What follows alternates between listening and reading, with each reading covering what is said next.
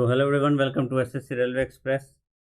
दोस्तों, जैसा कि आप सब जानते हैं कि हम लोग अभी 15 दिनों का सीरीज़ कर रहे थे और सीरीज़ काफ़ी अच्छा जा रहा है। काफ़ी बढ़िया सवाल हम लोगों ने किए हैं पिछले 9 क्लासेस में। बहुत ही ज़्यादा डीप में हम लोगों ने सॉल्यूशन देखा है, जो कि एग्ज़ाम अप्रोच है, और एग्ज़ाम में आप लोग उसको करेंगे तो काफ़ी ज़्यादा आप लोगों को हेल्प होगी उससे, क्योंकि एग्ज़ाम में at at the time of solving the question आपको एक ऐसा सॉल्यूशन पता होना चाहिए जो कि आंसर भी जल्दी लाए और आपको समझ में भी आए। रटना कहीं नहीं है। मैं इसीलिए बारीकी से एक-एक सवालों को अभी तक समझाता चला आया हूँ, ताकि बेसिक से लेकर टॉपर तक के बच्चे भी समझ जाएँ, ताकि उनको किसी भी सवाल में किसी तरह का कोई दिक्कत ना आए। और मैंने ये भी कहा था कि अगर आप लोगों को कोई दिक्कत आ रही हो तो आप लोग कमेंट करें, तो कमेंट बेझिझक करिए, और कोई भी प्रॉब्लम हो रहा है तो उसे कमेंट में डिस्कस कीजिए। और अगर आप लोगों को पीछे के सारे वीडियोज़ के अगर पीडीएफ चाहिए या फिर मेरा सॉल्यूशन चाहिए जो मैंने कराया था, तो इस चैनल को जॉइन कर लीजिए। ये चैनल आप लोगों को दिख रहा होगा, एसएससी रेलवे एक्सप्रेस। इसको ज़रूर जॉइन कर लें आप लोग टेलीग्राम पे जाके, क्योंकि इस चैनल पे ही मैं सारे पीडीएफ्स और सारे डेली प्रैक्टिसेस जो भी मैं डालूँगा आगे के क्लासेस में, वो सब उसी चैनल पे डलेंगी। तो आप इस चैनल को जॉइन कर लें। और चलिए, आज हम लोग 10वां क्लास करने वाले हैं, जिसमें रीज़निंग का 20 बेहतरीन सवाल फिर से लिया गया है। और ये सारे वही सवाल हैं जो एसएससी जीडी में आ चुके हैं। मैं बार-बार ये बात कहते आ रहा हूँ कि एसएससी जीडी के आए हुए सवाल ही मैंने लिए हैं। बट इतनी बार आए हुए इन सवालों को कि आपको करना ही पड़ेगा और प्रैक्टिस अच्छी करके जानी पड़ेगी, ताकि आप कॉम्पिटिशन में बने रहें, कॉम्पिटिशन से बाहर नहीं जाएँ। काफ़ी अच्छा सवाल है, इस सवाल को करो। 10 लोग हैं, रेस्टोरेंट जाते हैं to have their lunch and sat in 2 parallel rows facing each other, such that 5 members are sitting in each row. तो एक रो में 5 मेंबर बैठा दो, दूसरे में भी 5 मेंबर बैठा दो, ये होगा ना? KLMNO sitting in the row 1 and facing north, north face कर रहे हैं। कौन है? KLMN, कोई दिक्कत? और FGHI और J साउथ फेस कर रहे हैं, सिटिंग इन सेकंड रो। ठीक है, इतना लिखा हुआ है। N is facing the neighbour of J। कैसे लिखते हैं इसको? N जो है वो J यहाँ होगा, दोनों तरफ में तो कहीं हो सकता है। दूसरा, 2% sit between J and H। J और H के भी दो लोग बैठे हैं। ठीक है। I sitting in the middle. I तो मिडिल में बैठा है, बैठा दो। G does not sit at any of the corner. G यहाँ नहीं होगा, G यहाँ नहीं होगा। G neither facing M nor K। कैसे लिखते हैं? फेस हो गया या M और K, नाइदर फेसिंग। ठीक है। K sits to the left of M but not immediately. M के लेफ्ट में K बैठा है बट नॉट इमीडिएटली। ठीक है, इतना कंडीशन, कोई दिक्कत? ये सब कंडीशन कैसे लिख रहे हैं, अगर तुम लोगों को डिटेल में पजल का एक क्लास चाहिए जो कि बहुत हेल्पफुल होगा, रेलवे में भी एनटीपीसी में तो खास कर आते हैं, अच्छे खासे सवाल आते हैं। साथ में एसएससी भी पूछती है मेंस के पेपर में, सीजीएल के या फिर अदर एग्जाम्स में, एसएससी जीडी में काफ़ी क्वेश्चन आए हैं। तो मैं इस पर प्रॉपर वीडियो बना दूंगा, जिस पे काफ़ी अच्छे सवाल मैं लेके करा दूंगा। उसकी दिक्कत नहीं है, बता देना वीडियो में, क्या कमेंट में बता दो क्या कराना है, मैं करा दूंगा, कोई इशू नहीं है। J sits second to the left of M but not immediately left. ठीक है, J is an immediate neighbor of the person who is sitting at the corner। जो कॉर्नर में बैठा है उसके बगल में है J। तो J या तो यहाँ होगा या J यहाँ होगा। यहाँ तक कोई दिक्कत है? सवाल क्या पूछा है? How many L sitting second to the left of N। N does not sit at any corner. N यहाँ नहीं होगा, N यहाँ नहीं होगा। L जो है second to the left of N के, ओ N के second to the left of.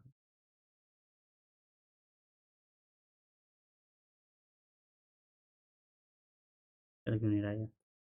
N के सेकंड टू द लेफ्ट में L बैठा है। ठीक है। How many person are sitting between J and G। Oh, खेला यहाँ है, नीचे खेला है नहीं। ठीक है, ध्यान से देखो, दो पॉसिबिलिटी बन रहा है ना, J I और JI। J और H के बीच दो लोग बैठे थे, H यहाँ हो जाएगा, कोई दिक्कत? G यहाँ हो नहीं सकता है क्योंकि कॉर्नर पे G अलाउड नहीं है, तो G यहाँ होगा और F यहाँ होगा। इससे ये आ गया। ऊपर में क्या है? ऊपर में G और H के बीच दो लोग बैठे हैं, तो H यहाँ होगा। अब H यहाँ होगा, G यहाँ होगा नहीं, तो यहाँ क्या होगा? यहाँ F होगा और यहाँ G होगा। पूछा क्या है? How many person sitting between J and G। J और G के बीच कितने लोग बैठे हैं? एक। J एंड G के बीच कितने लोग बैठे हैं? एक। तो तुमको इस पॉसिबिलिटी को एलिमिनेट करने का ज़रूरत ही नहीं है और इसको करने का ज़रूरत ही नहीं है, क्वेश्चन ऐसे ही सॉल्व हो गया। ठीक है। अब कुछ लोग क्या करेंगे, इसको सॉल्व करने बैठ जाएंगे कि के एम के लेफ्ट में होगा, एन के एक एक के बाद एल है, जैसे एन अगर यहाँ है एल यहाँ है, या फिर एन यहाँ है तो एल यहाँ है, इस तरह से लोग करने लगे। इसका कोई काम ही नहीं है, इस पूरे कंडीशन का कोई काम नहीं है एक्चुअली। इस रो का कोई काम ही नहीं है, सवाल पूछा है ऊपर वाले रो से, ठीक है। इसको ध्यान में रखना, जो पूछा है वही निकालना है और आगे बढ़ जाना है, नहीं तो इसको कोई सॉल्व करने बैठ जाएगा तो वो पागल ही होगा, उसका पूरा एग्जाम बर्बाद हो जाएगा। इस चीज़ का ध्यान रखना है, ठीक है ना। चलो दूसरा सवाल। हम्म सवाल 14, 231 और 19, 7, 154 और 15। मैंने क्या बताया था कि जब एक बड़ा नंबर दिया हो तो वो डेफिनेटली दो छोटे नंबर के मैथमेटिकल ऑपरेशन से अपनी मिलकर आ रहा है। मैथमेटिकल ऑपरेशन में क्या हो सकता है, प्लस माइनस डिवाइड, गुना, या फिर स्क्वायर, क्यूब, या कोई डिफरेंट मल्टीप्लिकेशन, ठीक है, कुछ भी हो सकता है। इन सारे ऑपरेशन में से कोई भी ऑपरेशन करके 14 और 19 से मिला के 231 बनाया गया। ठीक वैसे ही 7 और 15 मिला के 154 बनाया गया। तो देखो सबसे आसान क्या होता है कि जो जो छोटा नंबर हो ना, जो भी छोटा नंबर दिखे उस पर ऑपरेट करो। 154 231 से ज़्यादा आसान है तुम लोगों के लिए, है कि नहीं। उस पर ऑपरेट करो। 15 154 का फैक्टर निकालना पड़ेगा, क्योंकि अब याद तो है नहीं कि 154 का फैक्टर क्या क्या है। तो 15 7 ये तो होगा नहीं। 15 का स्क्वायर 225, 49, 15 9 गया 6, 11 में 4 गया 7, 176, ये भी नहीं आ रहा है। हमें क्या करना होगा, 156 का फैक्टर निकालना होगा 154 का, शायद उससे कुछ क्लू मिले। 154 का फैक्टर क्या होगा, 4 होगा नहीं, 5 और 9 10, 6, 7, हाँ 7 से कट रहा है। 7 × 2 2, 7 × 22 आ रहा है। 7 तो है, 22 कहाँ से लाए, 15 है यहाँ, 15, 15 7 22। कुछ खास समझ में नहीं आया, इसका निकालो। 3 2 5 1 6, 3 से जाएगा 77। ओ 11 का मल्टीपल तो आ रहा है दोनों जगह। हम्म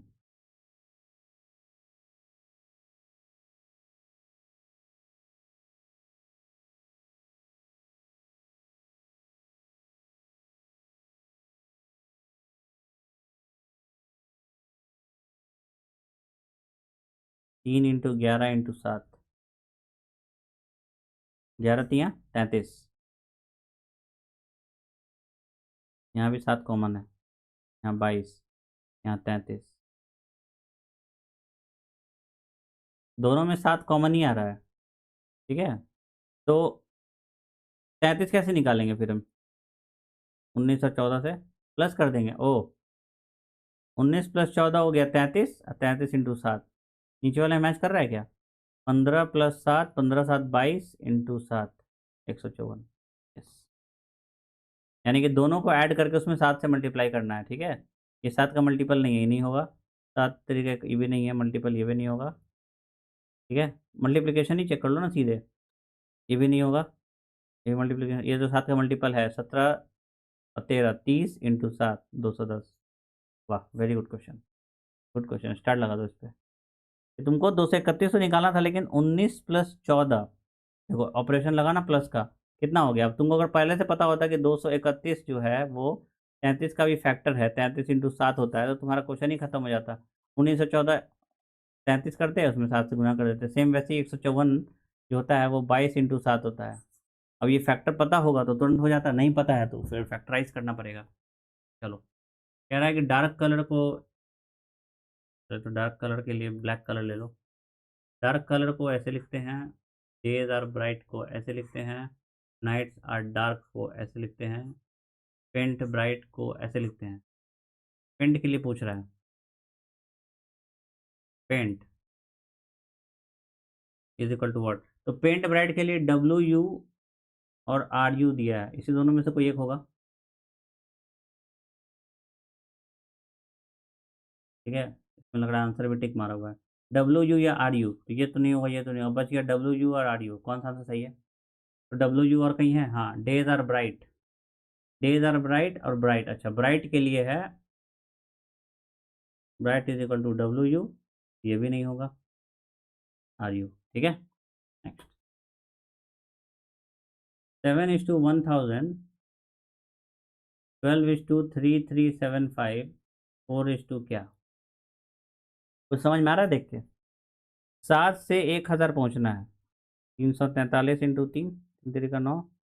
क्यूब निकालें, क्यूब से 3 से मल्टीप्लाई करें, 3 3 का 9, 4 3 12 का 2 हाथ में, 3 3 9 1 10, 1029 आ रहा है। 12 का क्यूब निकालेंगे तो 1728 होता है। इसमें अगर हम किसी से भी गुना कर दें तो 17 दो से ही हो जाएगा 34, तो ये ऐसे तो नहीं होगा। लेकिन ध्यान से देखो, 3375 क्या होता है, ये सब इसीलिए जरूरी है याद करना। अगर तुम लोग ये याद नहीं करोगे तो बहुत दिक्कत हो जाएगा। 3375 इज नन अदर देन 15 का क्यूब। अब ये कौन याद करेगा, मैं याद करूंगा? ये तो तुम्हें याद करना पड़ेगा ना भाई, कि 1728, 2197, 2744, 3375, क्या है ये सब? क्यूब है, 12 13 14 15 का। ये तुम्हें याद करना पड़ेगा ना, ठीक है। अब 15 का क्यूब है ये, फिर ये क्या है?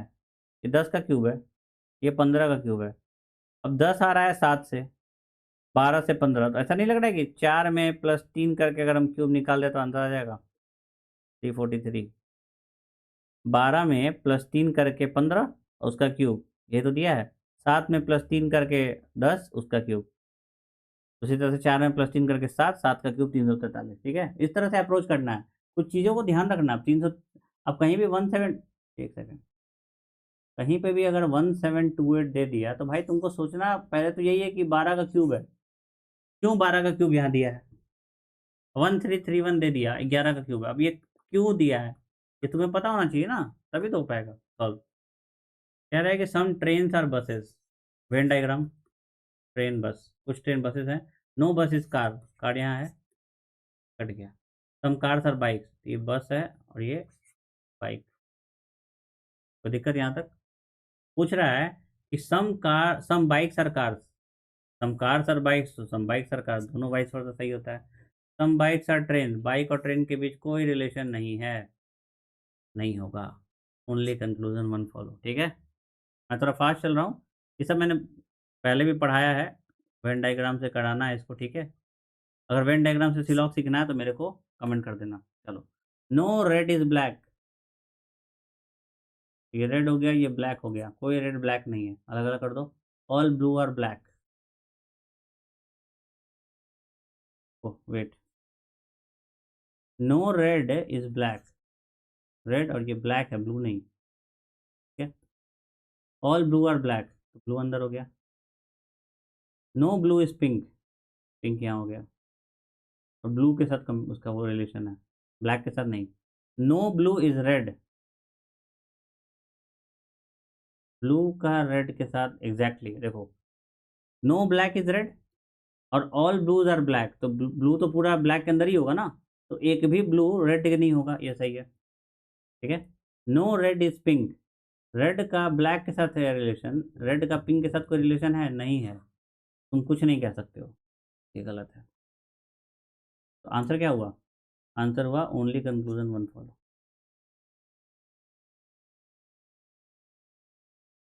सवाल कह रहा है कि कृति, सुमन, शुभ, कनक, परीक, चारू, श्लोक और Shivi sitting around square table, 8 लोग बैठा है, ठीक है। Some of them are sitting at the corner, ठीक है, कुछ कॉर्नर पे बैठी है, कॉर्नर ऐसा ही होगा, 4 कॉर्नर होता है, और कुछ सेंटर पे बैठी है, कोई दिक्कत, सही होगा, ठीक है। Sitting exactly centre, while some are sitting exactly at the centre of the side, facing the centre of the table, centre तो यहाँ है, सब इसी को फेस कर रहे हैं, यहाँ तक कोई दिक्कत, इतना तो सब कर लेंगे एग्जाम में। खेल इसके बाद आता है, इसके बाद कौन करता है? कृति जो है sitting third to the left of Shubh, Kriti sits at one of the corner, तो यहाँ पे कृति ले लो। शुभ जो है, शुभ के थर्ड लेफ्ट में है, तो शुभ यहाँ हो जाएगा, 1 1 2 3, थर्ड लेफ्ट में आ गई Kriti. Kanak is sitting second to the right of Pari, Pari के राइट में कनक है, ठीक है। परी does not sit at any of the corner.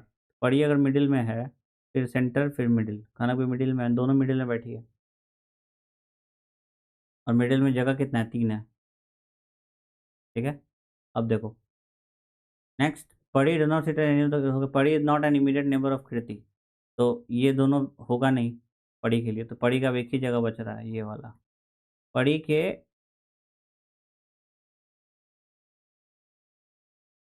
O, Pari is not an immediate neighbour of कीर्ति।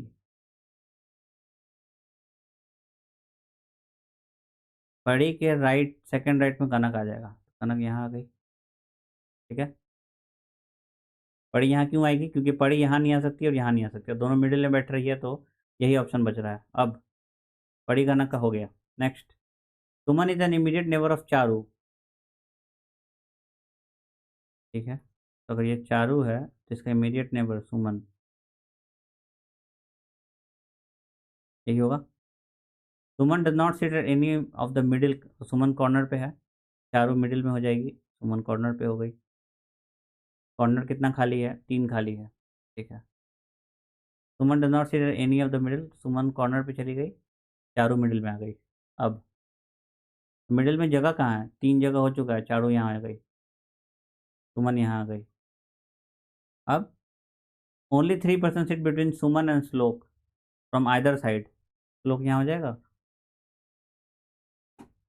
ठीक है, who does not sit at any of the corner, कितना लोग हो गए, 1 2 3 4 5 6 7, एक बच रहा है, कौन है वो, ऑप्शन में देखो, सीवी, ये 8वीं हो गई। Who is not sitting at the corner, Charu जो है नहीं बैठी है कॉर्नर पे, आंसर हो। कृति बैठी है, श्लोक बैठा है, और सीवी लास्ट था, बैठ गया। ठीक है, तो क्वेश्चन काफ़ी अच्छा था, इस क्वेश्चन को मैं डबल स्टार दूंगा अबव एवरेज वालों के लिए, क्योंकि एग्जाम में प्रेशर में करना है, तो बहुत ध्यान से करना पड़ेगा, किस चीज़ ध्यान से रखना पड़ेगा। चलो नेक्स्ट, ए प्लस बी, ब्लड रिलेशन का सवाल है, मैंने सबसे पहले बताया था कि ए को चेक करो, क्या ए सही जगह पे है, जी हाँ, चारों तरफ ए ही है, ऊपर से नीचे तक ए ही है। क्यों चेक करना होता है, इसका जो रीज़न है वो तुम पीछे के वीडियोस में ऑलरेडी देख चुके होगे। ठीक है, कह रहा है कि अगर D plus E, D plus E में क्या मतलब, D is the daughter of E plus F, E is the daughter of F minus G, F is the husband of G, G into H, G is the mother of H, father है ना, mother हो गई जी, तो इसका तो भाई या बहन ही होगा ना, H, H divided by I, H is the brother of I, E का भी ब्रदर ही है, I minus J, I is the husband of J, which of the following statement is not correct, D is the sister of I, हाँ यही तो नहीं correct है, D I की सिस्टर थोड़ी है, डी की माँ की, माँ के भाई है, मतलब डी के मामा, मामा लगेंगे आई, मतलब ये विच इज नॉट करेक्ट ना, तो नॉट करेक्ट में ये सही होगा, ध्यान रखना, नॉट करेक्ट लिखा है, करेक्ट नहीं पूछ रहा है। E is the daughter of G, E is the daughter of G, सही है ये। E is the sister of I, ये भी सही है। E is the sister of H, ये भी सही है। ठीक है, तो जो गलत है वो है D is the sister of I. Next, 8 colleague हैं, sitting centre, sitting in a circle facing the centre, not necessarily in the same order. ठीक है, तो मैंने बताया था कि मैं थ्रेड मेथड से करता हूँ जनरली, सर्कल के सिटिंग इन द सर्कल, एक ही तरफ दिख रहा है। ठीक है, G sits third to the left of D, left of D, 1 2 3, E sits third to the left of G, समझ में आया। जी का पहला लेफ्ट कौन होगा, ये होगा, दूसरा ये होगा, और तीसरा ये होगा, यही होता है थ्रेड, सर्कल को काट के थ्रेड बना देते हो ना, तो ये इधर आ गया, ये इधर चला गया। अब ये दोनों एक्चुअली में एडजेसेंट होते हैं। ठीक है, तो ये जो लाइन है ना, ये एक्चुअली में एडजेसेंट है, ये ऐसा है, ठीक है ना। चलो, ये आ गया। अब कह रहा है H sits to the immediate right of D, 4 4 8,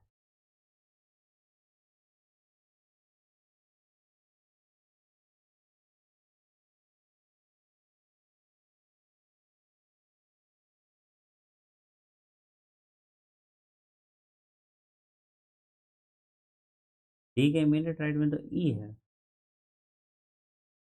कुछ गड़बड़ हुआ है। ये 7 ही मैंने लिया है, ठीक है, 8 होगा। देखो अब देखो, 8 लोग हैं ना, 7 था, मैंने 7 ले लिया था गलती से। चलो, G sits third to the left of D, ठीक है। E sits third to the left of G, कोई दिक्कत। H sits to the immediate right of D, B sits the second to the right of E, F is an immediate neighbour of E, F is the third to the left of C, C यहाँ होगा तो एक left, दो left, तीन left, चार left, नहीं ये नहीं होगा। सी होगा यहाँ पे, एक दो तीन, third to the left of, ठीक है। बच क्या गया, जो बच गया वो लिख दो यहाँ पे, ए बच रहा है। Who is sitting to the immediate left of D, D के इमीडिएट लेफ्ट में ए बैठा है, 9 नंबर, ठीक है। चलो, 11, 33, 66, 110, 165, अगला उसका अगला, 11 × 1, 11 × 3, 11 × 6, 11 × 10, 11 × 1, 5, 15, यानी 1, 3, 6, 10, 15। अगला क्या होगा नहीं पता। गैप कितने का है, 2, 3, 4, 5, तो अगला गैप 6, यानी 21।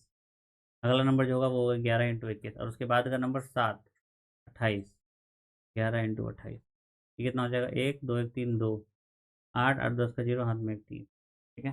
308, 231, ये समझ में आया। 11 के ये मल्टीपल में ये सीरीज चल रहा था। अब ये सीरीज कैसे चल रहा है, 2, 3, 4, 5, तो अगला 6 होगा तो 21, 21 × 11, दूसरा जो आएगा 7 के गैप पे आएगा 28, ठीक, तो 11 × 28,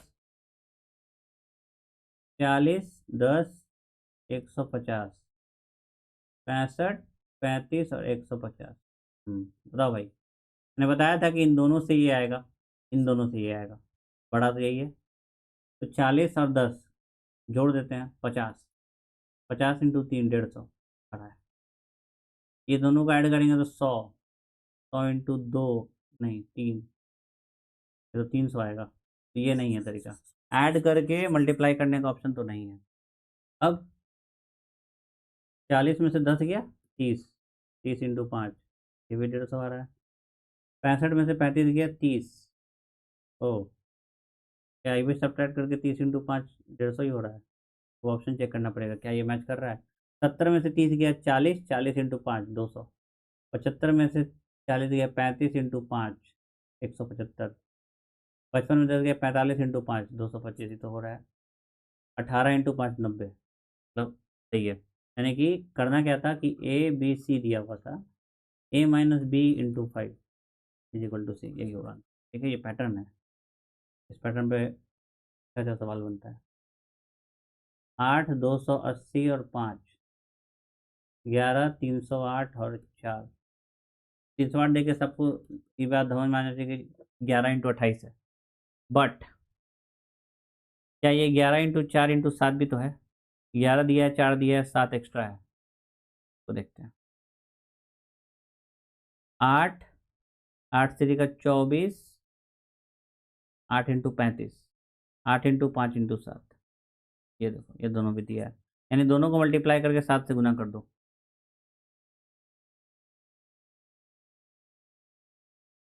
तो यहाँ आंसर लगा हुआ है, तो चेक करो, दोनों को मल्टीप्लाई करो, 13×7 = 91 × 7, 7 × 7 = 9, 7 × 63, ठीक है। समझ रहे हो ना एग्जाम में कैसे करना है, दो छोटे से मैथमेटिकल ऑपरेशन लगा के बड़े को निकालना है, ऐसे ही होता है मोस्टली ऐसे सवालों में। 6 पीपल सिटिंग इन 2 पैरेलल रोज, 3 3 लोग बैठे हैं, 1 2 3, 1 2 3। POT जो है sitting facing south, POT, AE और R facing north. E sits at the extreme right end of their row, इसका राइट एंड है ये, end is exactly opposite to T। A sits at the extreme left end of the row, यहाँ बच क्या गया यार, and exactly opposite हो गया, तो बहुत आसान क्वेश्चन हो गया। बच क्या गया P, पूछ क्या रहा है। Who sits at the centre of the row of people facing south. P, ये तो है। साउथ फेस करने वाला सेंटर पे कौन होगा? पी। ये क्या कह रहा है?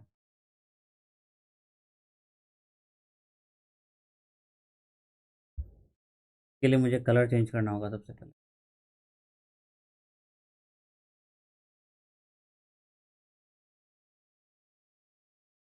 इसमें सबसे बेस्ट मैंने क्या बताया था, इसके पहले मैंने बता चुका हूँ ऑलरेडी, कि एक सिंबल को देखते हैं और उसकी मूवमेंट को चेक करते हैं। जैसे ये हैश है,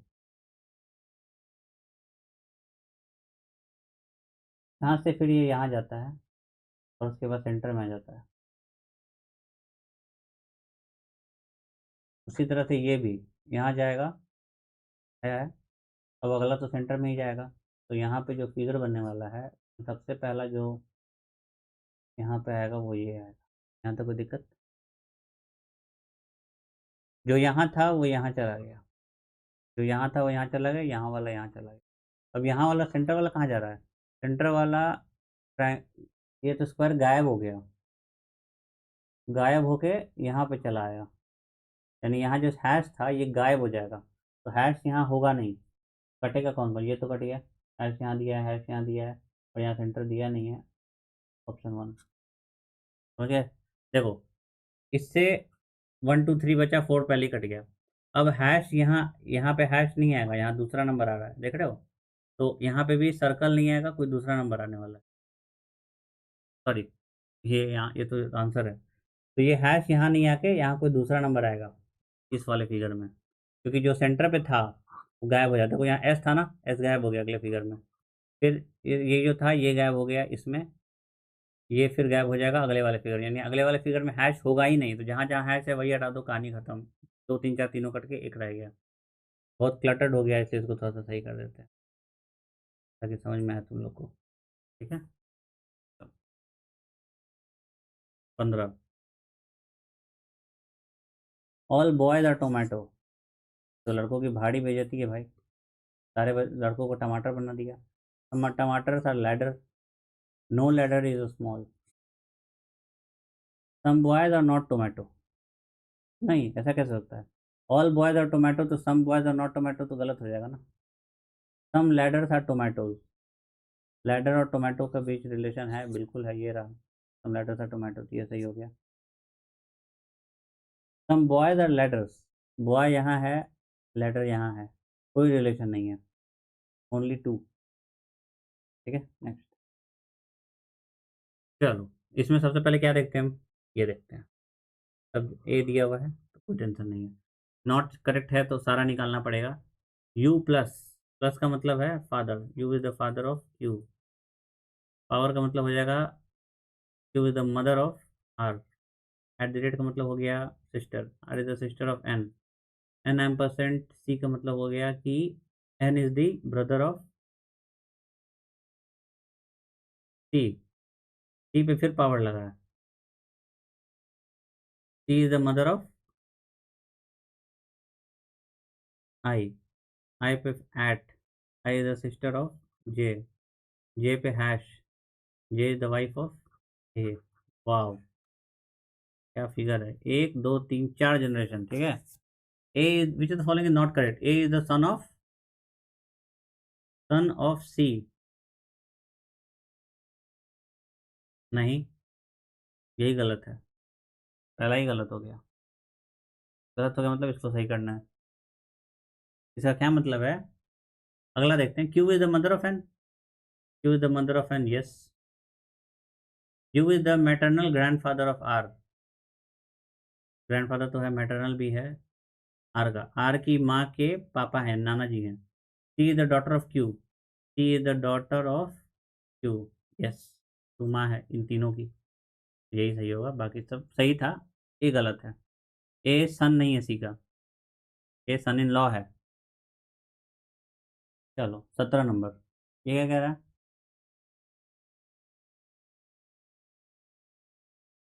अगला फिगर देखना है। तीन ही है, कलर बदलना पड़ेगा यहाँ पे।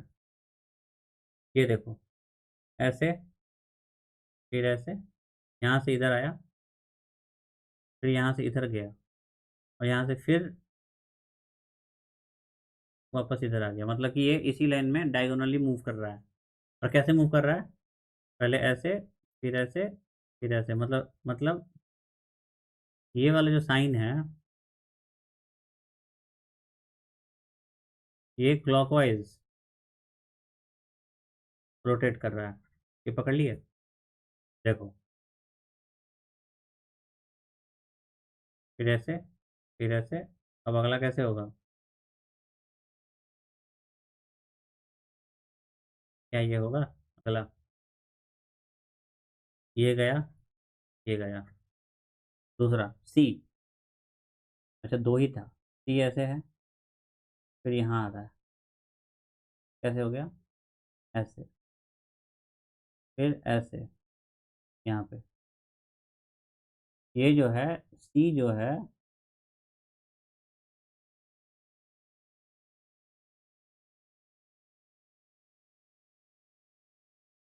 एंटी क्लॉकवाइज रोटेट कर रहा है। देखो तो ध्यान से। पहले ऐसे था, एंटी क्लॉकवाइज करना होगा तो कैसे करेगा? उल्टा करेगा। फिर ऐसे हुआ, फिर ऐसे हुआ, फिर ऐसे हुआ, फिर ऐसे हुआ। कैसे चल रहा है ये? घूम ही तो रहा है, ऐसे ही तो घूम रहा है। ये एंटी क्लॉकवाइज ही तो है। अब ये एंटी क्लॉकवाइज चल रहा है, तो अभी यहाँ ये है। अगला में क्या होगा? और कैसे जा रहा है वो? यहाँ से यहाँ, यहाँ से फिर यहाँ पे। अच्छा, ये इस लाइन में चल रहा है। तो अगला जो आएगा वो आएगा यहाँ पे, और ऐसे आएगा। ये वाला एंटी क्लॉकवाइज जाएगा तो ऐसे जाएगा। एक बार घूमेगा ना ऊपर, ऐसे हो जाएगा। ये विजुअलाइज करना पड़ेगा, ठीक है? मैं इसीलिए आसानी से सिंपली बता रहा हूँ। तो ऑप्शन हो जाएगा 3। ठीक है, ये और ये। समझ गए? बहुत बढ़िया सवाल है, अच्छा सवाल है। टाइम लग सकता है अगर थोड़ा सा पकड़ने में दिक्कत हुआ तो। ये क्या? ये सवाल तो हम लोगों ने कर लिया है 18 नंबर। पीछे ही किया था हम लोगों ने। यस, 7 नंबर में। चलो कोई नहीं, आगे चलते हैं। कैंडी क्रश मतलब है coded as producer dog, feature cable coded as bug remote, grass feature coded as dog bug, and candy cable is coded as producer remote. कह रहा है कि कैंडी का क्या होगा? तो कैंडी केबल के लिए क्या है? प्रोड्यूसर और रिमोट, इसी दोनों में से कोई एक होगा, बाकी कोई नहीं होगा। डॉग नहीं होगा, बग नहीं होगा, रिमोट और प्रोड्यूसर दोनों ऑप्शन में है। अब तुमको प्रोड्यूसर और रिमोट में एक देखना है, कौन दिया हुआ है। यहाँ रिमोट दिया है। बग रिमोट मतलब फीचर केबल और कैंडी केबल। केबल के लिए जो है वो है रिमोट। ये समझ में आया? देखो, फीचर केबल का है बग रिमोट, और कैंडी केबल का है प्रोड्यूसर रिमोट। तो रिमोट रिमोट दोनों में कॉमन है, और केबल केबल भी कॉमन है। तो केबल तो रिमोट के लिए आ गया, तो ये भी खत्म हो गया, प्रोड्यूसर आंसर। नेक्स्ट, ये लास्ट है। ठीक है, हम लोग सबसे पहले देखेंगे कि ये क्या है। ये है, अब पूछ रहा है M is the son in law of son, M son in law is the dash of R. पता नहीं क्या है, क्या कह रहा है। चलो निकाल ही देते हैं। R percentage Y means, R is the sibling of Y. तो सिबलिंग में भाई बहन कुछ भी हो सकता है। Y and means Y is the mother of D. D at G में D is the husband of G. यहाँ तो कोई दिक्कत नहीं है। G hash M, G is the daughter of M. कुछ कह रहा है M is the, M son in law. तो एम का सन इन लॉ कौन होगा?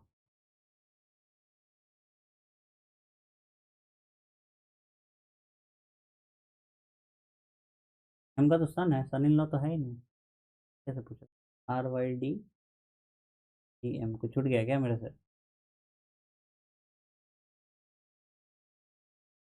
Are is the sibling of Y, Y and D, Y is the mother of D, D at G, D is the husband of G, G hash M, G is the daughter of ओहो,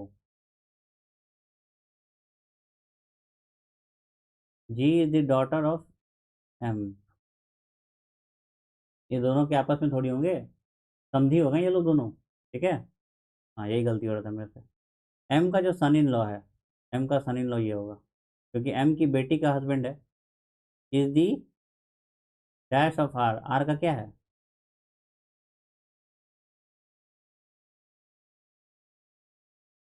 are के बहन का बेटा है, और क्या है? तेरा सन। समझ में आया? मैंने क्या किया था कि दोनों को मुझे लगा कि ये दोनों तो हस्बैंड वाइफ है ना, तो ये दोनों अलग अलग होंगे ना, ये लड़के की माँ है, और ये जी जो है एम की बेटी है, तो दोनों समधी हो गए। ठीक है ना? चलो, तो इस तरह से सवाल खत्म हो गया है। काफ़ी अच्छा सवाल था, बहुत मज़ा आया करके। वो जो हम लोगों ने पजल का सवाल किया वो काफ़ी बढ़िया था। उसको एक बार फिर से प्रैक्टिस करना तुम लोग, क्योंकि वो एग्ज़ाम में काफ़ी टाइम लेगा। तो अच्छे से प्रैक्टिस करते रहो और मेहनत करो। 5 वीडियो और बचा हुआ है, हम लोग कोशिश करेंगे कि उसको जल्द से जल्द ख़त्म करें। और इन 15 वीडियो का जो पीडीएफ है वो मैं प्रोवाइड कर दूंगा अपने चैनल पे। तो चैनल को ज्वाइन कर लो, ये रहा उसका लिंक। लिंक तुम लोग को दिख रहा होगा यहाँ पे। ज्वाइन करो, बहुत मेहनत लगता है ऐसे कंटेंट बनाने में। तुम लोगों के लिए बना रहा हूँ मैं, ताकि तुम लोगों का भविष्य सुधर जाए और तुम लोगों की ज्वाइनिंग हो जाए, क्योंकि एक नौकरी भी घर में हो जाता है, चाहे वो किसी भी लेवल पे हो। वो नौकरी बहुत ही ज़्यादा हेल्पफुल होता है पूरे उसके परिवार के लिए, खासकर गरीब बच्चों के लिए। इसलिए मेहनत करते रहो, पढ़ते रहो और चैनल को सपोर्ट दिखाओ। मिलते हैं अगले वीडियो में, तब तक के लिए जय हिंद।